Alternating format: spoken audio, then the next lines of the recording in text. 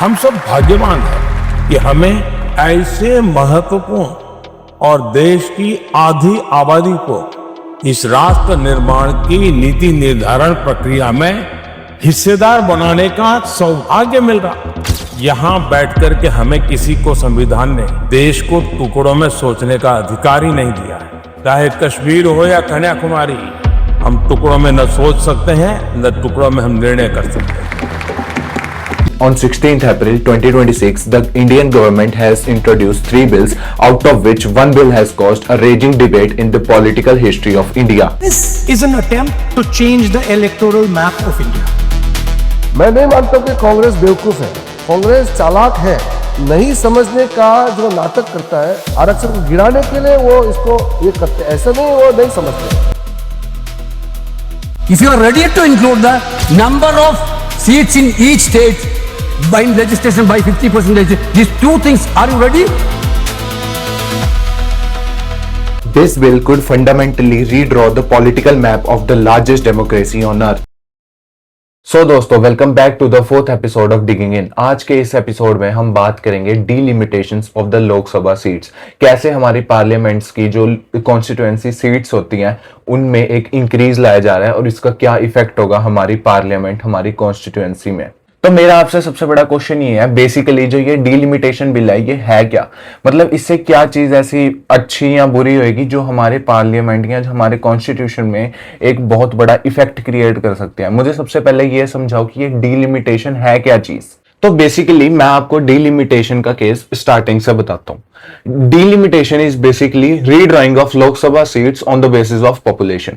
जब हमारा देश 1947 में आजाद हुआ था ना, तो उस टाइम पर हमारे देश के इक्वल कॉन्स्टिट्यूएंसीज में बांट गया था। मतलब पॉपुलेशन के बेसिस पे हर एक रीजन को वो उसकी एरिया, उसकी पॉपुलेशन पे डिपेंड करेगा।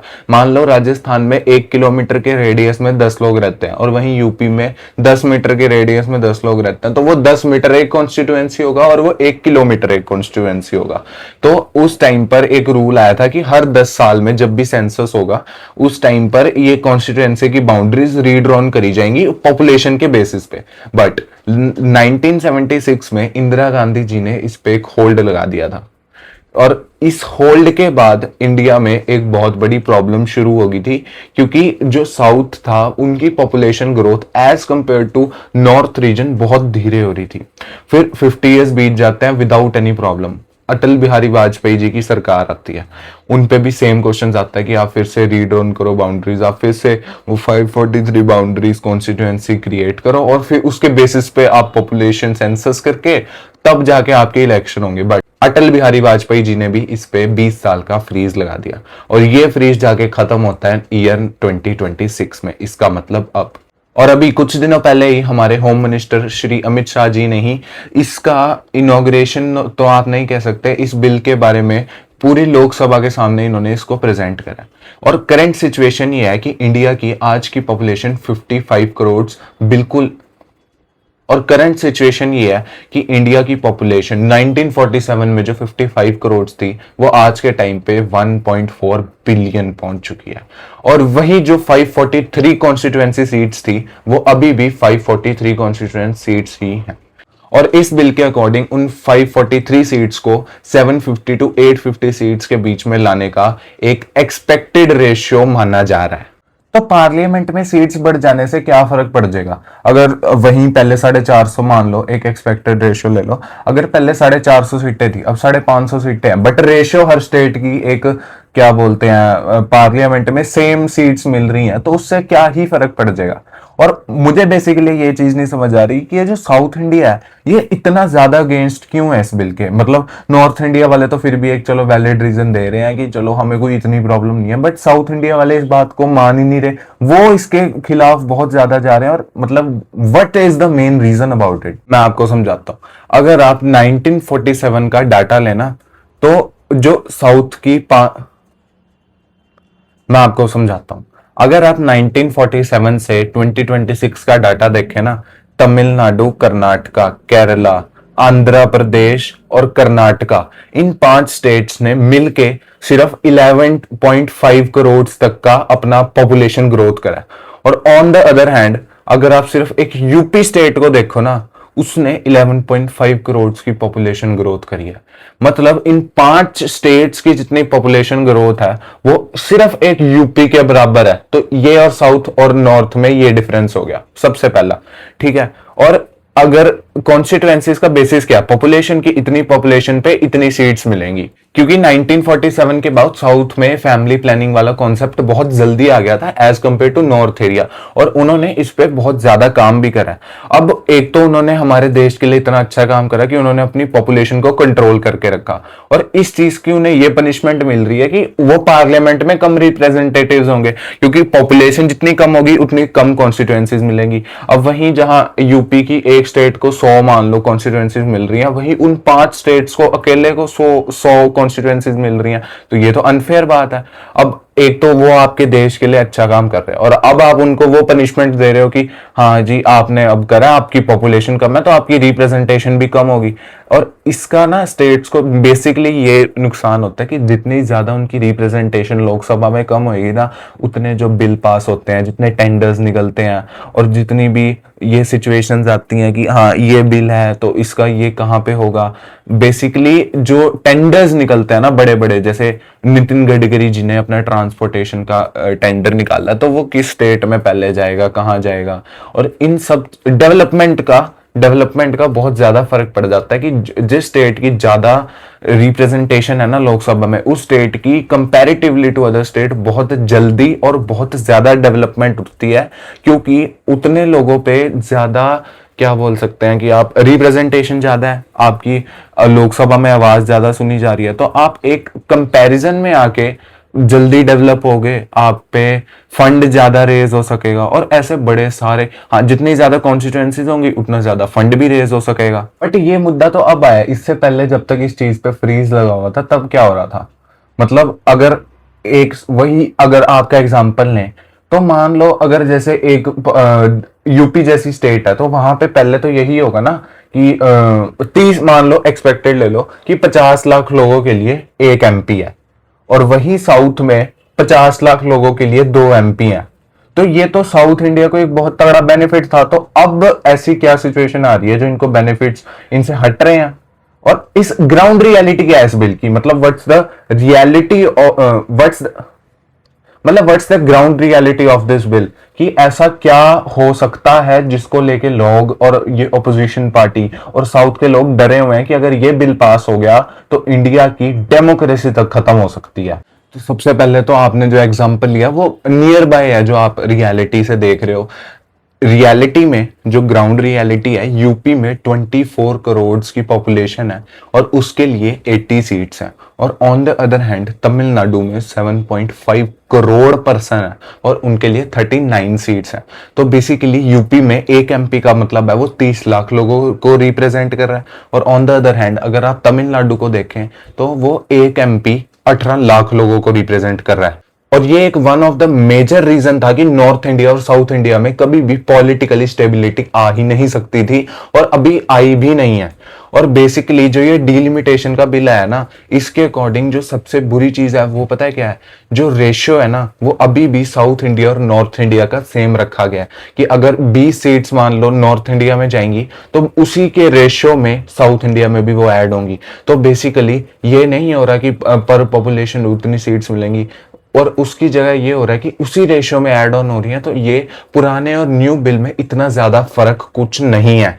तो ये जो बिल आया है जिसकी वजह से पूरे देश में इतनी ज्यादा अनस्टेबिलिटी हो रही है, लोग 2 डिवीजन में बट चुके हैं, एक जो इस बिल के फेवर में है और एक जो इस बिल के इतना ज्यादा अगेंस्ट है कि वो धरने तो दे ही रहे हैं, और वो रेडिकल मतलब प्रोटेस्ट पे भी उतर है। इवन कई जगह पे तो इन प्रोटेस्ट ने एक वायलेंट रूप भी ले लिया है। मतलब what's the ultimate solution of this problem, ऐसा क्या हमारी सरकार कर सकती है जिससे और साउथ भी खुश हो जाए, साउथ की पॉलिटिशियन, साउथ की पॉलिटिक्स और साउथ के लोग खुश हो जाए, और ऐसा क्या हो कि नॉर्थ और साउथ इंडिया का जो रिलेशन है जो इतने सालों से धीरे धीरे धीरे बुरा ही होता जा रहा है, क्योंकि वो अपने आप को एज अ साउथ इंडिया और as a English speaking state recognize करते हैं, और on the other hand north India अपने आप को एक हिंदी मेजॉरिटी रीजन देखता है कि साउथ इंडियंस को हिंदी बोलनी नहीं आती, और वो कहते हैं कि हिंदी हमारी लैंग्वेज नहीं है और हम नहीं बोलेंगे। तो अकॉर्डिंग टू यू हमारी सरकार को ऐसे क्या स्टेप्स लेने चाहिए, ऐसे क्या अमेंडमेंट्स लानी चाहिए हमारे कॉन्स्टिट्यूशन में, जिससे कि एक तो ये प्रॉब्लम सॉल्व हो जाए और जो हमारा रिलेशनशिप है ना वो एक बॉन्ड बन जाए, कि एक यूनिटी वाली फीलिंग हमारे में फिर से वापसी आ जाए। तो देखिए सरकार के पास भी अभी मेरे हिसाब से कोई भी ऐसा रेलिवेंट आंसर नहीं है कि जो वो पब्लिक को दे सके और पब्लिक शांत हो जाए, क्योंकि अभी तक ऐसा कोई सॉल्यूशन ही क्रिएट नहीं हो सकता। और ना ही तो अभी इस सिचुएशन में कुछ दिख रहा है कि साउथ इंडिया और नॉर्थ इंडिया फिर से यूनिटी में जीने लगे, क्योंकि हमारा और उनका सबसे बड़ा डिफरेंस तो लैंग्वेज बेसिस पे आ जाता है। हम अपनी मातृभाषा को एज अ हिंदी लेते हैं, वो अपनी मातृभाषा तेलुगु, तमिल, कन्नड़ उसको देखते हैं। और सबसे बड़ी जो दिक्कत है ना, वो हिंदी को एज ऑफिशियल लैंग्वेज रिकॉग्नाइज नहीं करना चाहते। वो चाहते हैं कि हाँ हिंदी एक लैंग्वेज है, बस साइड में रख दें, क्योंकि वो एक इंग्लिश स्पीकिंग स्टेट है। वहां पे जो भी एजुकेटेड, इवन अनएजुकेटेड भी, वहां मोस्ट ऑफ द जो ट्राइबल पीपल को अगर आप साइड पे रख दें, वहां ऑलमोस्ट हर बंदे को एक फ्लुएंट इंग्लिश बोलनी आती है, जो नॉर्थ इंडिया में आके आप पे ऑप्शन नहीं बचता। नॉर्थ इंडिया में एज अ हिंदी, पंजाबी, हरियाणवी, ऊपर गुजराती, महाराष्ट्री, कश्मीरी, इतनी सारी लैंग्वेजेस हैं। और ऑन द अदर हैंड अगर आप साउथ में जाओ तो वहां बेसिकली 5-6 लैंग्वेजेस ऐसी हैं जो ना चाहते हुए भी कभी भी नॉर्थ इंडिया वाले सीख नहीं सकते, और ये बहुत बड़ा डिवीजन बन सकता है। और चाहे नॉर्थ इंडिया हो चाहे साउथ इंडिया हो, जब तक हमारे अंदर वो फीलिंग रहेगी ना कि यहां रहना है तो आपको ये लैंग्वेज बोलनी पड़ेगी, तो ये एक कहते हैं ना, ये एक डिवीजन तो क्रिएट करेगा ही करेगा। जैसे अनटचेबिलिटी को खत्म करने के लिए महात्मा गांधी जी ने इतनी मेहनत करी, और उसी को अगर वही देखा जाए तो ये भी एक तरह की अनटचेबिलिटी है। अगर आप किसी रीजन में रह रहे हो, आपको वहां की लैंग्वेज नहीं बोलनी आती, तो वहां के लोग आपको एक अलग नजर से देखेंगे कि आप पराये हो। बट आप तो अपने देश में ही रह रहे हो ना। हमारे फंडामेंटल राइट्स कहते हैं कि हम अपने देश में फ्रीली मूव कर सकते हैं, बट फिर भी अगर आप साउथ इंडिया में जाओ तो वहां इस बात का इशू क्रिएट कर देते हैं कि आपको उनकी लैंग्वेज नहीं बोलनी आती। और जहां तक रही इस बिल की बात, सिर्फ सीट्स इंक्रीज हो रही हैं और इससे ज्यादा कोई फर्क नहीं आ रहा। हाँ 1-2-3% का हर स्टेट में प्लस माइनस होगा, क्योंकि रेशियो जब चेंज होती है तो सीट्स एज इट इज आप नहीं लेके जा सकते। और जो सबसे बड़ी दिक्कत मेरे अकॉर्डिंगली इस देश को फेस करनी पड़ेगी ना, वो आगे जाके यही होगी कि जब साउथ इंडियन स्टेट्स अपने एक सेपरेटिज्म में आ जाएंगी ना, जैसे मणिपुर साइड सेपरेटिज्म बहुत ज्यादा बढ़ चुका है। इवन अब भी साउथ इंडिया में धीरे धीरे सेपरेटिज्म के सीड्स बोने शुरू हो गए हैं। वहां पे भी लोग कहना शुरू हो गए हैं, जैसे पंजाब में खालिस्तान है, वैसे ही यहाँ पे भी वो एक कह रहे हैं कि हमें अपने सेपरेट स्टेट दो। वहां के मिनिस्टर्स नॉर्थ इंडिया को सपोर्ट नहीं करते, वो साफ कहते हैं कि जी जो सेंटर स्टेट है वो हमारे बारे में नहीं सोचती, वो सिर्फ ऊपर के रीजन में सोचती है, क्योंकि वहां पॉपुलेशन ज्यादा है, उन्हें वोट ज्यादा मिलेंगी। और अगर आप फैक्चुअली भी देखें, साउथ इंडिया के लोग as compare to north India के लोग बहुत ज्यादा पढ़े लिखे हैं, बहुत ज्यादा एजुकेटेड है, और वो अपने decisions on the basis of caste, religion, ठीक है, अपना कमिटी, अपने फ्रेंड जोन, अपनी सोसाइटी के अकॉर्डिंग नहीं लेते। वो एक रैशनल थिंकिंग करके कि जो अच्छा काम करेगा हम उसे वोट देंगे, वहां पे ये वाला सिस्टम चलता है। और पॉलिटिक्स में सिर्फ ये फंडा चलता है कि जितनी जनता हमारी साइड है, हम जीत रहे हैं, और हम जीत रहे हैं तो हम अपना देश अपनी मर्जी से चलाएंगे। और ये बात उन्हें ना चाहते हुए भी माननी पड़ती है, और इस चक्कर में वो एक घुटन सी में रहते हैं, जिसकी वजह से वो हमेशा, अगर आप पास्ट के 50 साल देखें तो कोई भी गवर्नमेंट आने पे साउथ के लोग उस गवर्नमेंट से कभी खुश नहीं हुए। जिस डर की आप बात कर रहे हैं ना, वो बेसिकली इन सीट्स की वजह से नहीं आ रहा। जिस डर की आप बात कर रहे हैं ना, वो इस बिल में एक सीट्स की वजह से नहीं आ रहा। वो डर इस चीज का है कि अगर गलती से भी वो कमेटी या वो बिल पास हो गया, तो जिस कमेटी की बीजेपी सरकार बात कर रही है ना, उसमें जो सबसे बड़ा एक कहते हैं ना, एक सबसे बड़ी जो प्रॉब्लम है ना, वो पता है क्या है? उस बिल के अकॉर्डिंग कोई भी उस कमेटी के खिलाफ एक तो कोई केस रजिस्टर नहीं हो सकता, और ऑन द अदर हैंड आप इवन सुप्रीम कोर्ट में जाके भी उस कमेटी के खिलाफ कुछ नहीं कह सकते, कोई केस नहीं फाइल कर सकते, आपकी कहीं पे सुनवाई नहीं की जाएगी। उस कमेटी की मर्जी है, वो या तो 2011 का सेंसस डाटा लेके हम कॉन्स्टिट्यूएंसीज की डिवीजन कर दे, लाइनें खींच दे, एक तरह से बॉर्डर बना दे। उसकी मर्जी है, वो 2027 में जो सेंसस होगा उसके बेसिस पे कर दे। मेरे मन में और मेरे हिसाब से जो हमारे व्यूअर्स के मन में भी अभी जो सबसे बड़ी कंफ्यूजन है ना, जब सीट्स बढ़ रही हैं और इक्वल रेशियो में बढ़ रही हैं, और हर स्टेट का अप्रोक्सीमेटली 2-3% का प्लस माइनस होगा रेशियो पार्लियामेंट की सीट्स के अकॉर्डिंग, तो इतना ज्यादा पोजीशन क्यों हो रही है, इतना ज्यादा प्रोटेस्ट क्यों हो रहे हैं, इतने ज्यादा धरने लोग क्यों दे रहे हैं? कुछ तो रीजन होगा।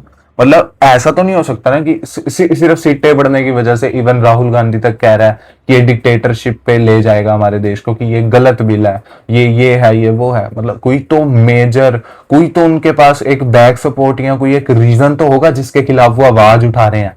आप इस चीज को एक सिंपल सा एग्जांपल से समझो। जो रूलिंग पार्टी है, मान लो ये दो एरियाज हैं, ये ब्लॉक ए है, ये ब्लॉक बी है। ब्लॉक ए में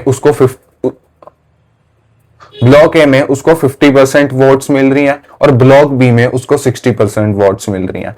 और हमारे डेमोक्रेसी का सिंपल सा रूल है, जो मेजॉरिटी विन करेगा वो अपनी सरकार बनाएगा। तो एग्जांपल ले लो, उन्होंने इन दो ब्लॉक्स को ऐसे कट ऑन थ्रू कर दिया, उन्होंने ऐसे इन दो वोट्स को फिर से बांट दिया कि 55% जो टोटल 110% रूलिंग पार्टी के वोटर्स थे वो 55% इधर चले गए, 55% इधर चले गए, और जो 90 थे वो 45 इधर चले गए, 45 इधर चले गए। तो बेसिकली अब क्या हो रहा है कि यहां भी मेजॉरिटी रूलिंग पार्टी की है, यहां भी मेजॉरिटी रूलिंग पार्टी की है, और वहीं जहां पहले पे वो सिर्फ एक ब्लॉक में जीत रही थी, अब वो दोनों ब्लॉक में जीत रही है। और इसका नुकसान ऑपोजिशन को, बाकी की स्टेट्स को, और जो अदर ओपोजिशन पार्टीज होंगी ना, उनको ऐसे होगा कि अब तो रूलिंग पार्टी की मर्जी है, वो अपनी स्टेट या अपनी कॉन्स्टिट्यूएंसीज को जैसे मर्जी डिजाइन कर ले। और अगर उन्होंने ऐसा डिजाइन कर दिया कि हर स्टेट, हर कॉन्स्टिट्यूएंसी में उन्हीं की मेजॉरिटी बन रही है, तो उनकी सरकार तो गिर ही नहीं पाएगी, और ये धीरे धीरे डिक्टेटरशिप में कॉज करेगा। And you can also say that it will lead to the destruction of the democracy as they are drawing the areas according to their will। मतलब उनकी मर्जी है कि वो कहीं भी लाइन खींच सकते हैं, आप उन पे कोई रिस्ट्रिक्शन नहीं लगा सकते। अगर उन्होंने गलत तरीके से उन्होंने रिलीजन बेस, मान लो उन्होंने रिलीजन बेस डिवीजन कर दी, तो आप उन पे कोई सवाल नहीं उठा सकते। आप ना डिस्ट्रिक्ट, ना हाई, ना सुप्रीम कोर्ट, आप किसी भी कोर्ट में जाके उनके खिलाफ कोई भी कंप्लेंट नहीं कर सकते। और ये सबसे बड़ी प्रॉब्लम है इस बिल की। मैं ना तो इस बिल के सपोर्ट में हूं, ना इस बिल के अगेंस्ट में हूं। मैं सिर्फ टाइम के साथ देखता जाऊंगा क्या होता है, और जो भी हमारी सरकार का, हमारे ओपोजिशन पार्टीज का, हमारी पब्लिक का डिसीजन होगा, उससे मैं खुश होऊंगा। और मैं ये चाहूंगा कि जो भी हमारे व्यूअर्स हैं वो इस चीज को अच्छे से पढ़े, अच्छे से समझे, और कमेंट बॉक्स में अपना एक आंसर फ्रेम करें कि आप क्या चाहते हैं, आप क्या सोचते हैं इस बारे में, कि हमारी सरकार को ये बिल जो रिफॉर्म कर रही है, ये तो अगर देखा जाए तो 60% गलत ही कर रही है, बट 40% अच्छा भी है। अगर ये सुप्रीम कोर्ट में केस करने वाला सेक्शन हटा दिया जाए तो ये बिल एक अच्छा साबित होगा, इसके हमारे देश को बेनिफिट्स देखने को मिलेंगे। बट अगर वो चीज अमेंडमेंट नहीं की जाती तो ये हमारे देश को डिक्टेटरशिप के राह पे भी लेकर जा सकता है। तो मैं कंप्लीटली अपने व्यूअर्स पे ये बात छोड़ दूंगा कि उनकी मर्जी है, वो क्या कमेंट करते हैं, उनको क्या लगता है इस केस के बारे में, और ये सब अब वही डिसाइड करेंगे।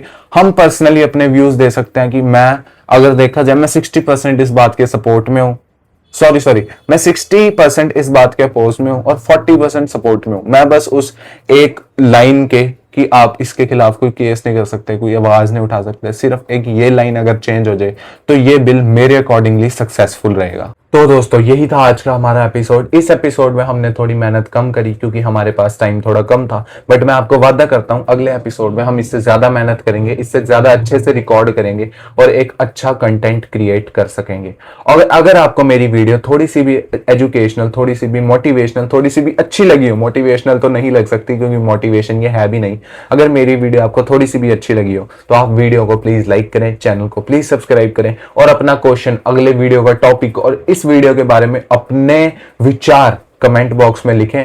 और मैं आपका इस बात के लिए बहुत ही ज्यादा कुछ तो होऊंगा, क्या बोलते हैं हिंदी में मुझे नहीं पता। तो tata bye bye, thank you, शबा खैर।